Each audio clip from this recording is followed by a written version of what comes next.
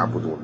اچھا یہ جو بات ہے نا ختم اللہ علی قلوبہم وعلی سمعہم وعلی ابصارہم، مور لگا دی ان کے دلوں پر، کانوں پر، آنکھوں پر، پردہ ڈال دیا، اب عذاب ہی ان کو آئے گا.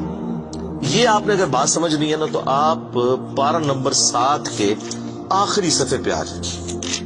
سورۃ الانعام میں آیت نمبر ہے 110، 7ویں پارے کی آخری آیت. آپ کے یہ بلو والے قرآن میں 142 نمبر پیج کی آخری آیت 110 نمبر. وَنُقَلِّبُ أَفْئِدَتَهُمْ وَأَبْصَارُهُمْ، ہم پھیر دیتے ہیں ان کے دلوں کو اور ان کی آنکھوں کو، عقل اور ان کی آنکھوں کو، کہ وہ حق بات قبول نہ کریں. حق سے اللہ فرماتا ہے کہ میں ان کو حق سے اندھا کر دیتا ہوں. کما لم یؤمنوا بہ اول مرہ، جس طرح کہ انہوں نے بھی تو پہلی دفعہ جب ان کے اوپر حق کھلا تھا انہوں نے ایمان لانے سے روگردانی کی تھی نا، اب یہ چاہیں گے بھی نہ تو میں ان کو اسلام کی طرف نہیں آنے دوں. وَنَذَرُهُمْ فِي طُغْيَانِهِمْ يَعْمَهُونَ، اور میں ان کو چھوڑ دوں گا اپنی سرکشی میں بھٹکتے پھرے.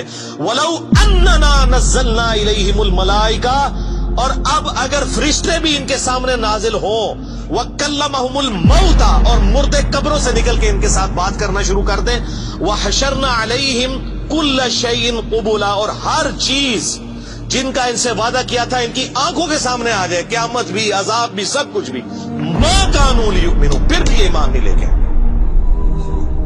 یہ ہے سر کتابوں کا خدا.